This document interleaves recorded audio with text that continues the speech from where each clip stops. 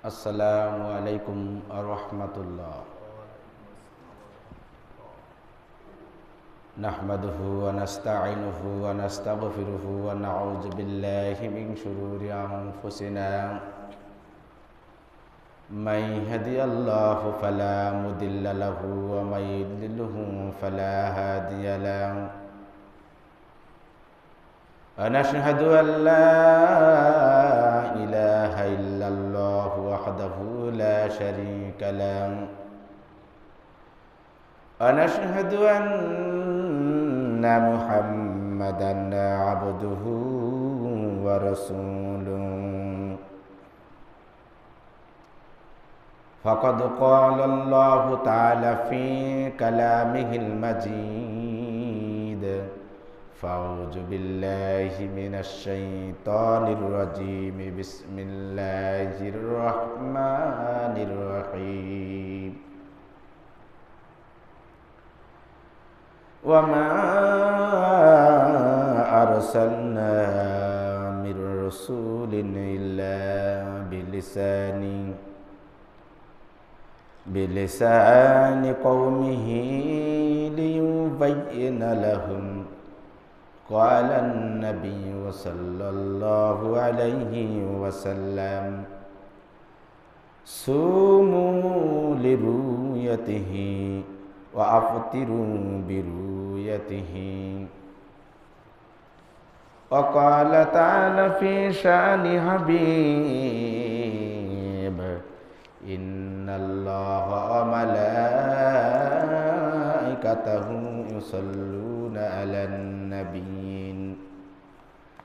يا أيها الذين آمنوا صلوا عليه وسلموا تسليما. درود إبراهيم পড়ি আমরা। اللهم صل على محمد وعلى آل محمد كما صليت على إبراهيم وعلى آل إبراهيم إنك حميد مجيد.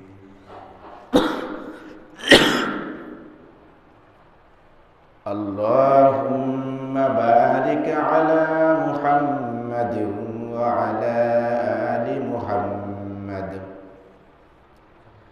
كما باركت على إبراهيم وعلى آل إبراهيم إنك حميد مجيد.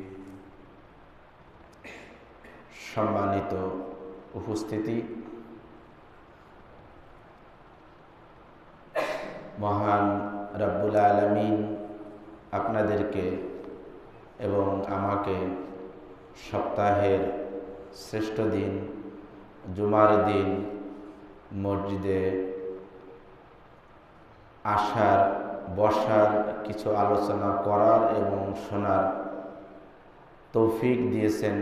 এজন্য আমরা শুকরিয়া আদায় করি, বলি আলহামদুলিল্লাহ। আলহামদুলিল্লাহ। আমরা আরও শুকরিয়া আদায় করি এজন্য যে রব্বুল আলামিন আমাদেরকে আরও একটি সপ্তাহ হায়াত বাড়িয়ে দিয়ে বেশি বেশি করে নেক আমল করার তৌফিক দিয়েছেন। এজন্য বলি আলহামদুলিল্লাহ। আলহামদুলিল্লাহ। সম্মানিত উপস্থিতি, আজকে হচ্ছে ভাষা দিবস, আন্তর্জাতিক মাতৃভাষা দিবস। আমাদের নবী করিম সাল্লাল্লাহু আলাইহি ওয়াসাল্লাম উনিও মাতৃভাষার অনেক গুরুত্ব দিয়েছেন। নবী করিম সাল্লাল্লাহু আলাইহি ওয়াসাল্লাম এর মাতৃভাষা ছিল আরবি। নবী করিম সাল্লাল্লাহু আলাইহি ওয়াসাল্লাম আরবি ভাষাকে তিনটি কারণে মহব্বত করতেন, ভালোবাসতেন। প্রথম কারণ হচ্ছে যে নবীজির মাতৃভাষা ছিল আরবি, দ্বিতীয়ত কোরআনের ভাষা আরবি, তৃতীয়ত পরকালের ভাষা হবে আরবি। এজন্য নবী করিম সাল্লাল্লাহু আলাইহি সাল্লাম তাঁর মাতৃভাষাকে অর্থাৎ আরবি ভাষাকে অত্যন্ত ভালোবাসতেন, শ্রদ্ধা করতেন, ভক্তি করতেন। মহান রাব্বুল আলামিন তিনিও মাতৃভাষার বা এই ভাষার অনেক গুরুত্ব দিয়েছেন। সূরা ইব্রাহিমের 4 নম্বর আয়াতে আল্লাহ রাব্বুল আলামিন বলেন, ওয়ামা আরসালনা মির রাসূলিন ইল্লা বিলিসানি কওমিহি লিইউবাইয়িনা লাহুম।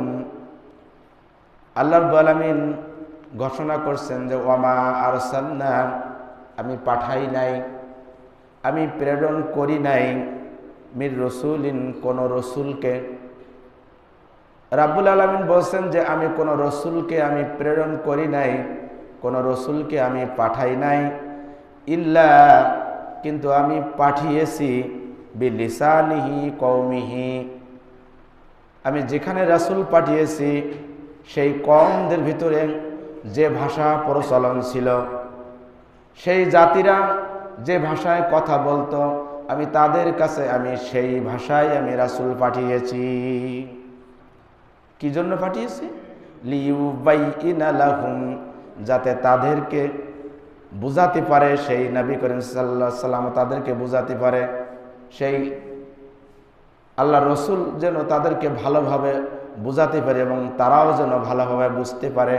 এজন্য যে কওম, যে জাতিরা যে ভাষায় কথা বলতেন, আল্লাহ রাব্বুল আলামিন সেই কওমের কাছে, সেই জাতির কাছে সেই ভাষায় কিতাব দিয়েছেন এবং সেই ভাষায় নবী প্রেরণ করেছেন। বলুন সুবহানাল্লাহ।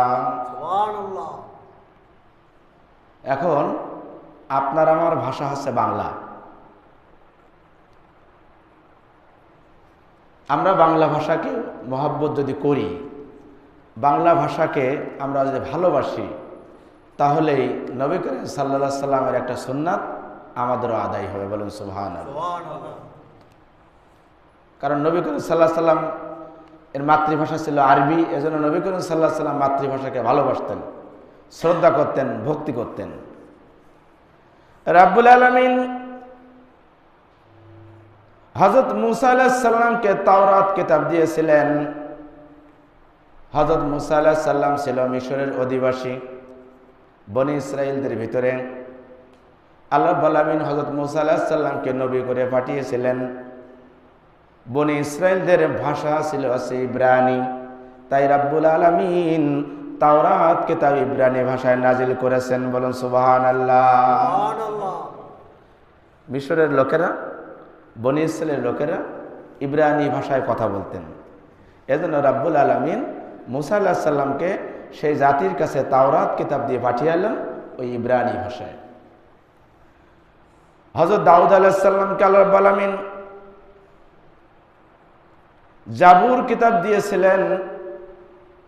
দাউদ আলাইহিস সালামের কওমের লোকেরা, তাদের মাতৃভাষা ছিল ইউনানি, এজন্য মহান রাব্বুল আলামিন দাউদ আলাইহিস সালামকে জাবুর কিতাব দিলেন, কিন্তু তার ভাষা ছিল হচ্ছে ইউনানি। বলুন সুবহানাল্লাহ। সুবহানাল্লাহ।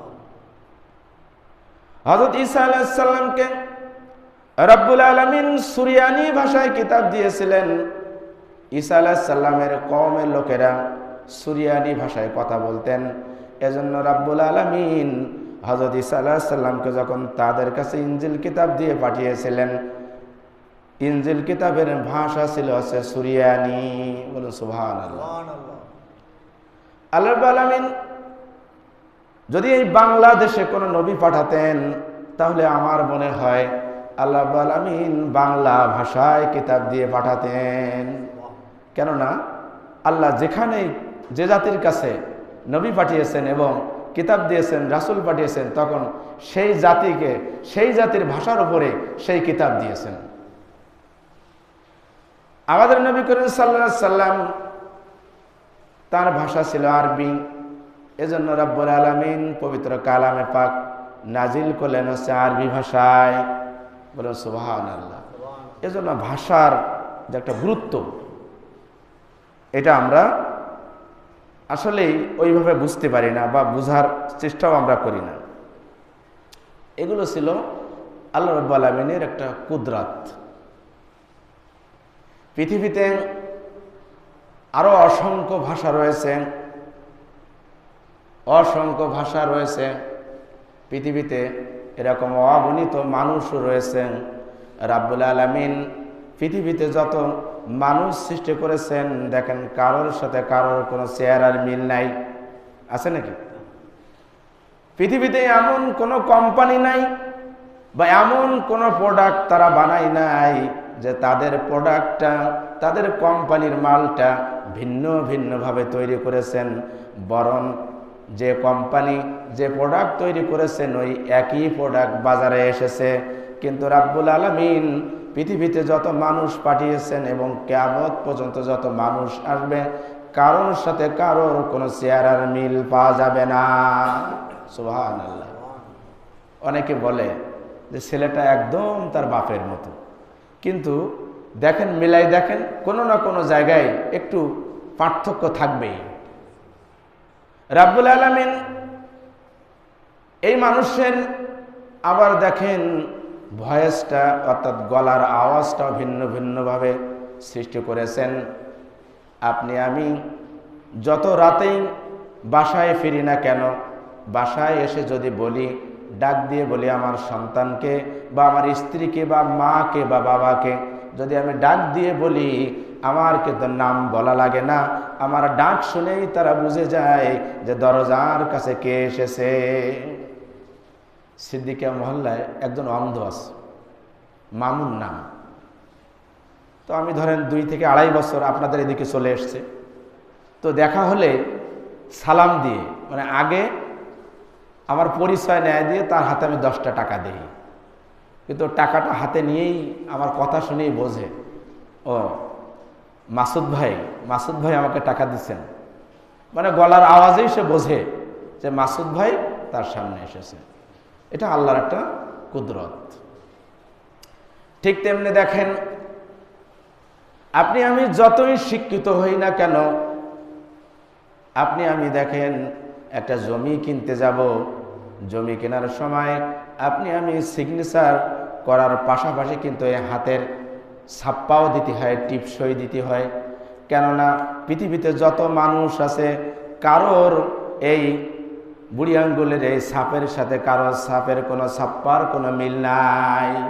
এটাও আল্লাহ তাআলার একটা কুদরত যে কারোর টিপসইয়ের সাথে কারোর টিপসই মিলবে না।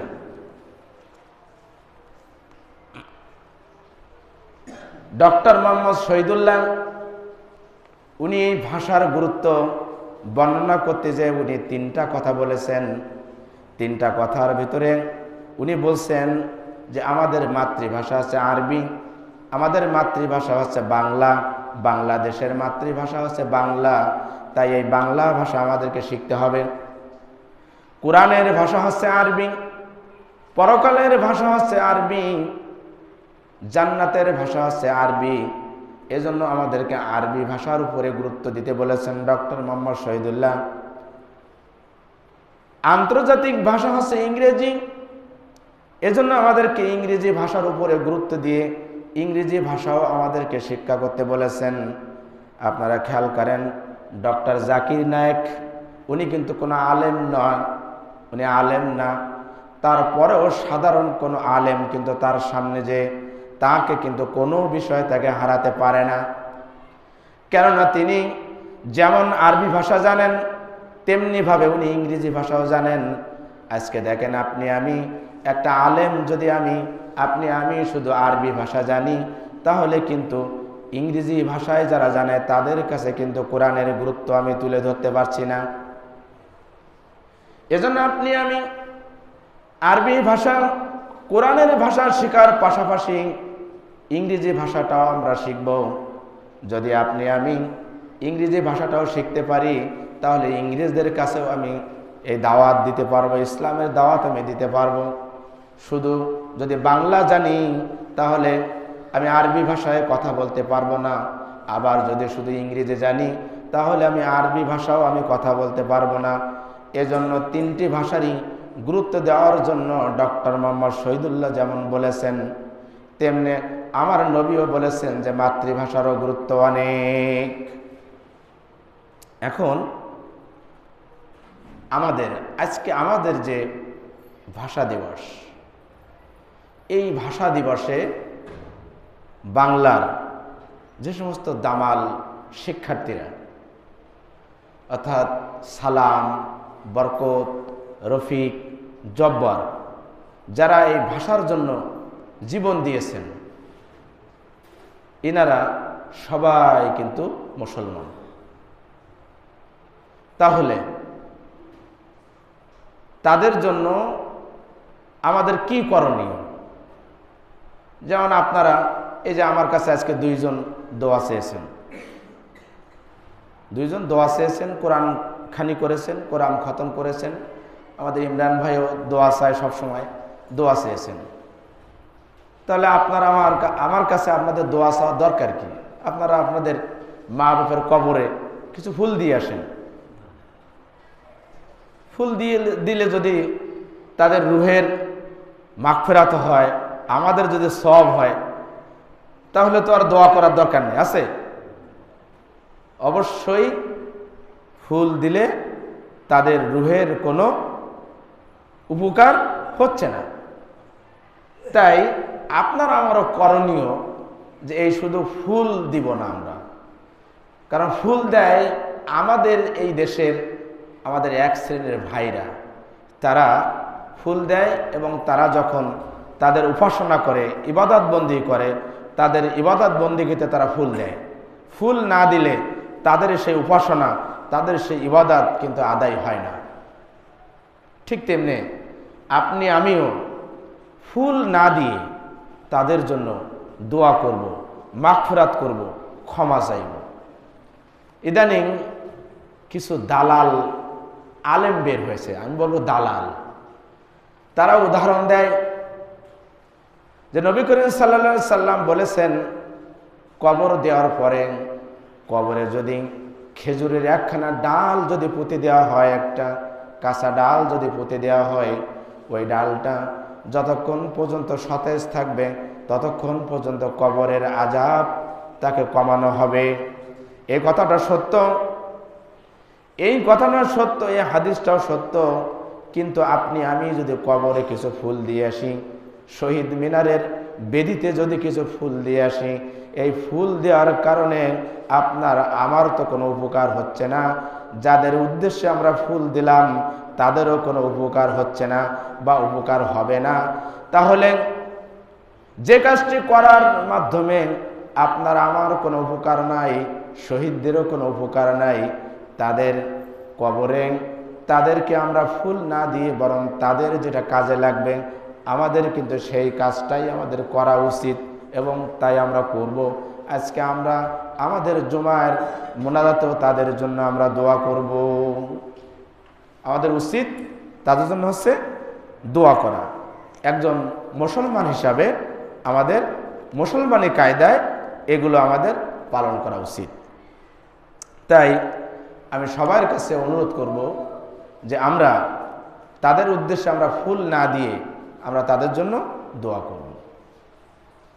এবং আজকে আমাদের আরও একটু আলোচনা রয়েছে রমজানের প্রস্তুতি, কারণ রমজান আমাদের খুবই নিকটবর্তী। এই রমজানের আমাদের প্রস্তুতি নেওয়া দরকার। তো রমজানের প্রস্তুতি আপনার আমার আগে থেকেই নিতে হবে। যেমন আমরা রমজান চলে যাওয়ার পরে আফসোস করি যে আমি এইটা কেন করতে পারলাম না, ওইটা কেন করতে পারলাম না। তাহলে এর জন্য আমাকে রমজানের আগেই একটা পরিকল্পনা করতে হবে। যদি আমি পরিকল্পনা করি তাহলে আর আফসোস হবে না। যেমন গত বছরে যাদের রোজা কাজা ছিল, সফরের কারণে হোক বা অসুস্থতার কারণে হোক, যারা রোজা 30টা আমরা রাখতে পারি নাই, আমাদের উচিত এই রমজান আসার আগেই, অর্থাৎ এখনো শাবানের যে দিনগুলো রয়েছে, যেমন আজকে 22শে শাবান, চাঁদ যদি 29শে শাবানে ওঠে তাহলে এখন 1 সপ্তাহ। এই এক সপ্তাহের মধ্যেই আমরা গত বছরের কাজা রোজাটা আমরা আদায় করে নেব। নবী করিম সাল্লাল্লাহু আলাইহি সাল্লামের সাহাবীরা, ওনারা রমজান আসার আগেই জাকাত দিতেন, আর আমরা হচ্ছে জাকাত দেই রমজানের 20 রমজানের পর। এটা আমাদের যুক্তি হচ্ছে যে আমরা 70 গুণ সওয়াব নিব। কিন্তু আল্লাহ রসুলের সাহাবারা তারা কিন্তু রমজান আসার আগেই জাকাত দিয়ে দিতেন। এর মধ্যে লাভ হচ্ছে যে জাকাতের পয়সা পেয়ে যারা ঠিকমতো ইফতারি কিনতে পারে না, সাহারি কিনতে পারে না, তারা বরং ওই টাকাটা দিয়ে তারা ইফতারি কিনতে পারবে, সাহারি কিনতে পারবে, তাদের একটু সুবিধা হবে। এজন্য আমরা যদি নিয়াত থাকে আমার যে আমি রমজানের ক্ষয়ের বরকত আমি নিব, তাহলে আমরাও ইনশাল্লাহ চেষ্টা করব যে রমজান আসার আগেই আমাদের জাকাতটা দেওয়া, যাতে করে অভাবী মানুষেরা, গরিব মানুষেরা তারাও রোজার যে সাহারি এবং ইফতারি তারা কিনতে পারে এবং ভালোভাবে রোজা রাখতে পারে, এটাও আমরা চেষ্টা করব। 3 নম্বর পরিস্থিতি হচ্ছে যে এই শাবান মাসের হিসাব আমরা রাখব।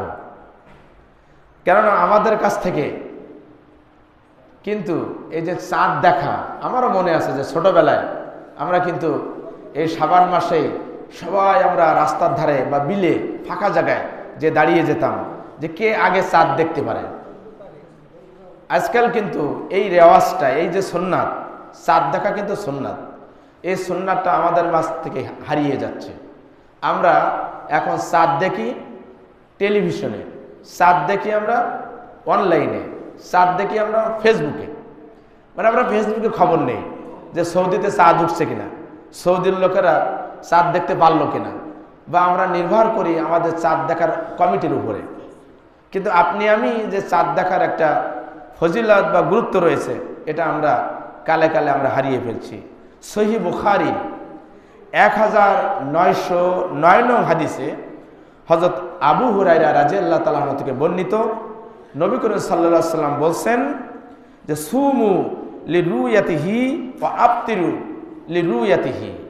অর্থাৎ নবী সাল্লাল্লাহু আলাইহি ওয়াসাল্লাম বলছেন যে তোমরা চাঁদ দেখে রোজা রাখো এবং চাঁদ দেখেই তোমরা রোজা ছেড়ে দাও বা রোজা ভাঙো। এখন যদি আকাশ যদি মেঘাচ্ছন্ন থাকে, সেক্ষেত্রে নবী করিম সাল্লাল্লাহু আলাইহি ওয়াসাল্লাম শাবান মাসটাকে 30 দিন পূর্ণ করতেন। আমরাও ইনশাল্লাহ 30 দিন পূর্ণ করব। এরপরে 4 নম্বর প্রস্তুতি হচ্ছে নবী করিম সাল্লাল্লাহু আলাইহি ওয়াসাল্লামের সাহাবারা এই রমজান মাসে অধিক তারা ইস্তেগফার করতেন, তওবা ইস্তেগফার। আপনি আমি পুরাটুকু না পারলেও অন্তত আস্তাগফিরুল্লাহ, আস্তাগফিরুল্লাহ, আস্তাগফিরুল্লাহ, এভাবে আমরা ইস্তেগফার পড়ব। ইস্তেগফারের অনেক ফজিলত রয়েছে, অনেক গুরুত্ব রয়েছে। আমি আগেও একদিন মসজিদে বলেছি, আবারও যেহেতু প্রসঙ্গ আসছে, প্রসঙ্গক্রমে আমি আবার বলছি। হযরত আহমদ ইবনে হাম্বল উনি ছিলেন উনার সেই জামানার সবচেয়ে বড় আলেম। তো উনি দাওয়াতের কাজে উনি বিভিন্ন জায়গায় উনি ঘুরে ঘুরে বেড়াতেন। তো এক সময় এরকম ঘুরতে ঘুরতে এক মসজিদে যে উনি উপস্থিত হলেন, সেখানে উনি ইশারা নামাজ আদায় করলেন। ইশারা নামাজ উনি আদায় করার পরে উনি ওনার কিতাব নিয়ে বসে আছেন, উনি কিতাব চর্চা করছেন, বারান্দায় বসে বসে উনি কিতাব চর্চা করছেন। যখন মুসল্লিরা সবাই চলে গেল, মসজিদের খাদেম বলছে, আপনি এখনো কেন বসে আছেন, আপনি যাচ্ছেন না কেন? আহমদ ইবনে হাম্বল বললেন, বাবা আমাকে যদি এখানে একটু থাকতে দাও, আমি একজন মুসাফির, আমি তাহলে এই মসজিদ থেকে আমি ফজরের নামাজটাও আমি আদায় করে তারপর আমি যাব। তখন বলছে যে না, এখানে থাকা যাবে না, মসজিদের ভিতরে থাকা যাবে না। তখন মসজিদ থেকে তাকে বের করে দেওয়া হলো। আহমদ ইবনে হাম্বল উনি মসজিদ থেকে বের হলেন, ওনার কিতাবাদি নিয়ে, ব্যাগ নিয়ে উনি বের হলেন। বের হয়ে উনি আস্তে আস্তে হাঁটতে হাঁটতে যেতে যেতে উনি একটা বাজার পেলেন সামনে। একটা বাজারে দেখা গেল যে একটা রুটির দোকান খোলা রয়েছে।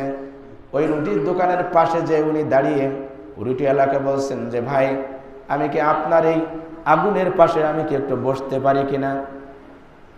তখন রুটিওয়ালা বলছে, হ্যাঁ আপনি এখানে বসতে পারবেন, কোনো সমস্যা নাই, আপনি বসেন। এখন ওই রুটিওয়ালা দেখে যে রুটি যখন বেলে তখনও বলে আস্তাগফিরুল্লাহ, রুটি যখন আগুনে দেয়, আগুনে দেওয়ার পরে বলে আস্তাগফিরুল্লাহ, রুটি উনি যখন তাওয়ায় দেয়, তাওয়ায় দেওয়ার পরেও উনি বলে আস্তাগফিরুল্লাহ। এরকম প্রত্যেকটা ধাপে ধাপে উনি আস্তাগফিরুল্লাহ পড়েন। একটা রুটি যখন বিক্রি করার সময় উনি আস্তাগফিরুল্লাহ বলেন। এবার রুটিওয়ালা যখন রুটি যে কেনে, ওই কাস্টমার যখন টাকা দেয়, টাকা নেওয়ার সময় উনি বলে আস্তাগফিরুল্লাহ। এভাবে উনি প্রতিটা পদক্ষেপে উনি আস্তাগফিরুল্লাহ বলেন। তখন এই আহমেদ ইবনে হাম্বল বলছে যে, ভাই আমি আপনার কাছে একটা কথা আমি জিজ্ঞেস না করে আমি আর থাকতে পারছি না। বলছে যে কি বলবেন, বলেন। বলছে আপনি প্রতিটা পদক্ষেপে আপনি বলছেন আস্তাগফিরুল্লাহ আস্তাগফিরুল্লাহ, আমি কি আপনার কাছে জানতে পারি যে আপনি কেন এতবার আপনি আস্তাগফিরুল্লাহ পড়েন? তখন ওই রুটিওয়ালা বলছে যে, হুজুর আমি আস্তাগফিরুল্লাহ পড়ার কারণে আল্লাহ রাব্বুল আলামিন আমার সমস্ত দোয়া আল্লাহ রাব্বুল আলামিন কবুল করে নেন, কিন্তু আজ পর্যন্ত আমি মাত্র একটা দোয়া আমার কবুল হয় নাই। এই দোয়াটা যতদিন পর্যন্ত আমার কবুল না হবে ততদিন পর্যন্ত আমি আস্তাগফিরুল্লাহ পড়তে থাকব। তখন হুজুর বলছেন, ওনার আরও কিউরিসিটি বেড়ে গেছেন, উৎসাহ আরও বেড়ে গেছেন। বলছেন যে যে দোয়াটা কবুল হয় নাই সে দোয়াটা কি? তখন বলছে যে আমি শুনেছি এই জামানার সবচেয়ে বড় আলেম আহমেদ ইবনে হাম্বল, আমি তো গরিব মানুষ, আমি রুটি বানাই, এই রুটি যদি আমি বিক্রি না করি আমার সংসার চলে না, আমি তার দরবারে আমি যেতে পারি না। আমার বড় ইচ্ছা আছে যদি আমি কোনোদিন সময় পাই আমি তার দরবারে যে তাকে আমি দেখা করে তার কাছ থেকে একটু দোয়া নিতে চাই এবং তার কপালে একটু চুম্বন দিতে চাই। আহমেদ ইবনে হাম্বল রুটিওয়ালাকে জড়িয়ে ধরলেন, জড়িয়ে ধরে বললেন যে ভাই আপনার শেষ দোয়াটিও আল্লাহ রাব্বুল আলামিন কবুল করে নিয়েছেন। আপনি এত বড় একজন বুজুর্গ লোক, আল্লাহ রাব্বুল আলামিন আপনাকে আহমদ ইবনে হাম্বলের কাছে না পাঠিয়ে আহমদ ইবনে হাম্বলকে আপনার কাছে পাঠিয়ে দিয়েছেন। বলুন সুবহানাল্লাহ। সুবহানাল্লাহ। দেখেন, তাহলে আমরাও চেষ্টা করব যে সবসময় আস্তাগফিরুল্লাহ পড়বো। এই রমজান মাসের আরও একটা প্রস্তুতি হচ্ছে যে ক্ষমা লাভের জন্য মানসিক প্রস্তুতি নিয়ে বারবার আল্লাহর কাছে ক্ষমা চাইতে হবে এবং বারবার দোয়া করতে হবে, সবসময় আল্লাহর কাছে মাফ চাইতে হবে। নবী করিম সাল্লাল্লাহু আলাইহি সাল্লাম বলছেন, উনি একদা এই মেম্বারে যখন উঠছেন, মেম্বারের প্রথম সিঁড়িতে পা দিয়েছেন, পা দেওয়ার পরে উনি বলছেন আমিন। এই দ্বিতীয় সিঁড়িতে পা দিয়েছেন, দ্বিতীয় সিঁড়িতে পা দেওয়ার পরে বলছেন আমিন। এই তৃতীয় সিঁড়িতে উনি উঠছেন, তৃতীয় সিঁড়িতে পা দিয়ে বলছেন আমিন। সাহাবারা জিজ্ঞাসা করছে, ইয়া রাসূলুল্লাহ, ইয়া হাবিবাল্লাহ, ইতিপূর্বে আপনাকে কোনো দিন তো এরকম আমিন আমিন বলতে দেখি নাই, আজকে কেন আপনি আমিন বললেন? নবী করিম সাল্লাল্লাহু আলাইহি ওয়াসাল্লাম বলছেন, ও আমার সাহাবারা, একটু আগে জিবরাইল আমিন আমার কাছে এসেছিলেন। জিবরাইল আমিন আমার কাছে এসে বলছেন, যে ব্যক্তি তার পিতা এবং মাতাকে পাইল অথচ সে তাদের খেদমত করে জান্নাতে যেতে পারল না, সে ধ্বংস হয়ে যাক। আমিও জিবরাইল আমিনের সাথে সমর্থন দিলাম যে হ্যাঁ, ধ্বংস হয়ে যাক। যে ব্যক্তি রমজান পাইল, রমজান পাওয়ার পরেও সে তার গুনাহ খাতা মাফ করাতে পারল না, জিবরাইল আমিন বললেন সে ধ্বংস হয়ে যাক। আমিও বললাম যে আমিন, সে ধ্বংস হয়ে যাক। এবং যে ব্যক্তি নবীজির নাম শোনার পরে দুরূদ পড়ে না, অর্থাৎ মুহাম্মদ সাল্লাল্লাহু আলাইহি সাল্লাম, যখনই আমরা মুহাম্মদ শুনব সাথে সাথে অন্তত ছোট্ট দুরূদ সাল্লাল্লাহু আলাইহি ওয়াসাল্লাম এই কথাটি আমরা বলবো। যে ব্যক্তি এই কথাটা বলবে না সে ধ্বংস হয়ে যাক। নবী করিম সাল্লাল্লাহু আলাইহি সাল্লাম বললেন, সমর্থন দিলেন যে হ্যাঁ, সে ধ্বংস হয়ে যাক। সে রমজান আমাদের সামনে আগত, আমাদের সামনে আসছে। এই রমজানে আমরা আল্লাহর কাছে আমরা এমনভাবে ফরিয়াদ করবো যে আল্লাহ রাব্বুল আলামিন যেন আমাদেরকে ক্ষমা করে দেন।